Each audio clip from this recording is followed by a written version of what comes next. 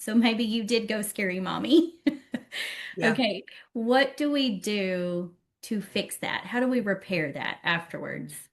Yeah, I think it's important to recognize the brain function here, right? When you go scary mommy, just like when your child has a meltdown, you lose contact with your prefrontal cortex. I like to say that you dropped your Wi-Fi, that's your rational thinking brain, and you went down into survival mode, right?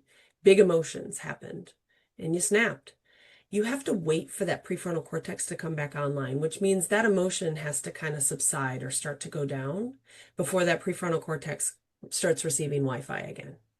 And when that happens, then you can start to have that reflection. You get to have that moment of awareness and you get to recognize, right? You didn't mean to do any harm, but you probably did in that moment.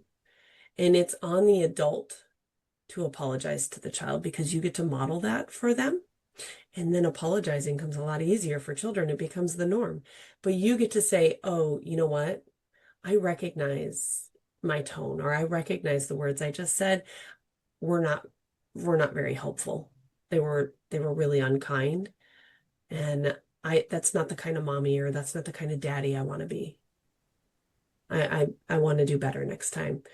What I meant to say was I'm really feeling frustrated because I've asked you to take out the trash and it's now been 5 hours and the trash is all over the floor and you still haven't taken out the trash.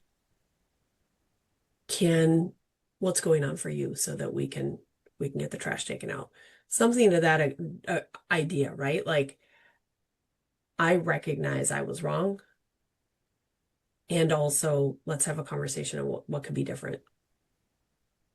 What do you Right. need in this moment? How can I support you? And you are valuable enough to me that you didn't deserve to be treated that way.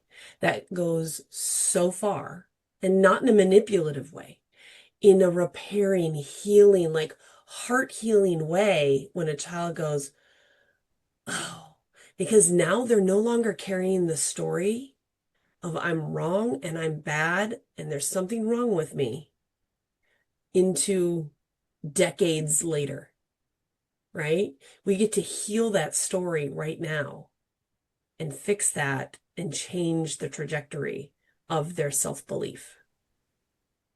I can hear people right now, Kristen, saying, maybe I shouldn't have acted like that. And the trash still needs to be taken out. Right? Like, Yeah, yeah. So it's like it's recognizing that we're not going to freak out about it, but also we need to fix the original problem, right? 100%. Yeah. I encourage parents to have compassion and solution-oriented thinking. Like let's get over the problem. Like we can sit in the problem all day long and point fingers and say you, but that's not solving the problem. At the end of the day, we get to say, or at the end of the conversation, you're like, I'm really sorry this happened. I was wrong. Full stop. Right? That's Right. it. That's the repair. And then we get to take a beat and go, I'm also feeling really frustrated about the trash. How can we?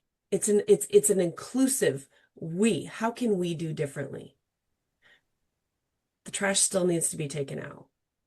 I don't like if you need help taking out the trash, maybe like especially with teenagers, like they might have a lot of homework going on. They might be stressing about a friend's situation. This opens the conversation for curiosity, right? Like understanding, like, tell me more about what's going on with you right now.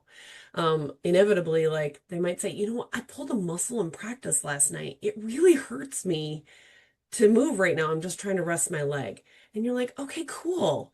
We can have this now I can act from a different place. Now I have more information. But it's that knee-jerk reaction when we don't have the information. We only have the stories going on in our head of my child's being lazy, here's a value coming up, my kid's being a jerk, or whatever it is that we're telling in our head. Um, we now get to shift it because now we have more information.